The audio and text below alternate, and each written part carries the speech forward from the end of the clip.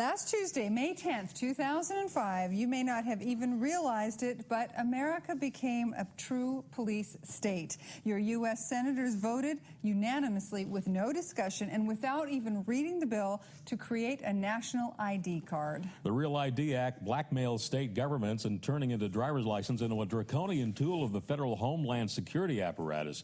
Now listen, if states refuse, citizens lose such privileges as being allowed to board an airplane, enter a federal building, or apply for Social Security. President Bush is expected to sign the bill as we speak. Within the next year, this Stalin-style internal passport will be an American reality, but your government will have more control over you than Stalin ever dreamed of in his most violent anti-freedom dreams. And this, folks, is only the beginning. Now, dear viewers, know that this kind of information is only allowed to be broadcast. That's right, allowed to be broadcast on independent television shows such as this one out there and shows like Democracy Now. You won't ever hear a word of it on any of the networks. The creator of the Real ID Act, Representative James Sensenbrenner, smiles and tells us that his Real ID Act is all about solving illegal immigration or preventing terrorists from entering the country. But as Senator Ron Paul says, it's one of the biggest of the thousands of big lies we've heard from the tyrants in Washington. The Real ID Act is about tracking and controlling Americans. You, me, our children, everybody. It has nothing to do with terrorists. If it was about catching illegals trying to enter the United States, why were the U.S. Border Control agents along the Arizona-Mexico border just last week ordered, that's right, ordered by the White House to stand down? This is the truth. In other words, our own Border Patrol was told to cease and desist as they holstered their guns and watched hundreds of illegals stream into the country. You may ask, what the heck is going on? Has everything gone crazy? Well, it has. Of course, as you've heard dozens of times on this show, we believe that 911 was a staged event in order to facilitate passage of the Patriot Act 1 and 2, to install surveillance cameras on every corner, to limit the freedoms of the press and the public, to enable strip searches at airports, and now the national ID system. As David Rockefeller told a crowd at Davos, Switzerland just last year at a meeting of a global elite, he said, quote, "We are on the verge of a global transformation. All we need is the right major crisis, and the nations will finally accept the new world order that we've been working so long to implement." And let's not forget what Henry Kissinger said at a Bilderberg meeting in France. This is a quote. "Today, Americans would be outraged if UN troops entered Los Angeles to restore order. Tomorrow, they will be grateful. This is especially true if they were told there was an outside threat from beyond, whether real or fabricated. It is then that people will plead with world leaders to deliver them from this evil. The one thing every man fears is the unknown." Kissinger ends the quote with, "When presented with this scenario, individual rights will be willingly relinquished for the guarantee of their well-being granted to them by the world government." So tonight we thought we'd give you a little bit of the future, a little taste of things to come. Within the next couple of years, this will happen, barring a miracle.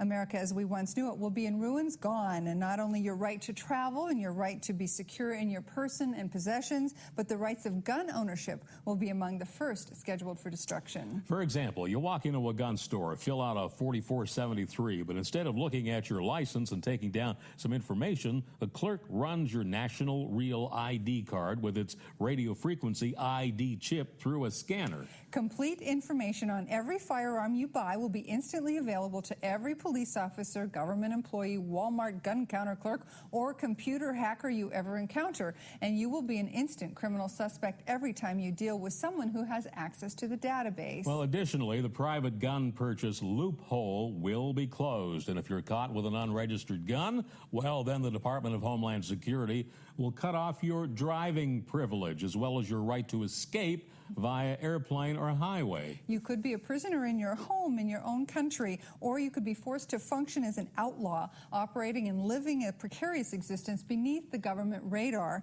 You're probably saying to yourself, these projections are ridiculous.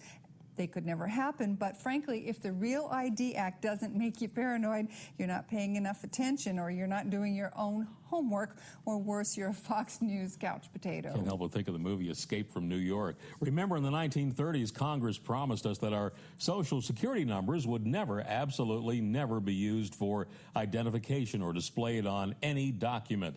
Now they're the key to everything about us. And without a Social Security number, you won't get your national ID, barometric RFID card, and you won't be allowed to drive, or as the government refers to it, participate as a citizen. And don't forget that historical congressional announcement back in 1913. Congress and the media swore to us that the brand new income tax would only affect the super rich.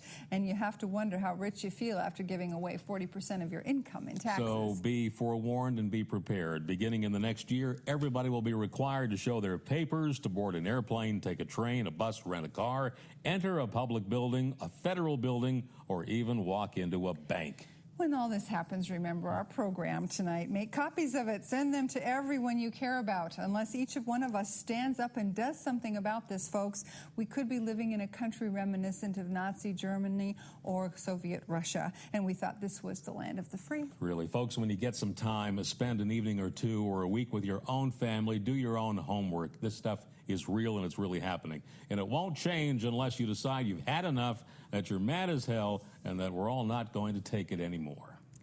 A highly classified memo leaked during the recent British electoral campaign raises serious questions about whether or not the U.S. government ever believed that there were weapons of mass destruction in Iraq. The memo, smuggled out of the UK's James Bond-like MI6, discusses the July 2002 meeting between Tony Blair, in which British MI6 chief Richard Dearlove reported on his recent visit to Washington. The memo stated, "This record is extremely sensitive. No further copies should be made. It should be shown only to those with a genuine need to know its contents. Regarding the danger of Iraq, the case was thin. Saddam was not threatening his neighbors or the U.S., and his weapons of mass destruction capability were virtually non-existent." The memo makes it obvious that subsequent statements about there being weapons of mass destruction in Iraq were known to be untrue by Bush and Blair. In other words, the U.S. and the U.K. government was in the process of devising facts long before attacking Iraq to fit policy rather than carrying out policy as a result of facts. Representative John Conyers of the House Judiciary Committee has circulated a letter asking President Bush for an explanation. But in his fashion, the administration has stated that it will not comment on the memo. What else is new?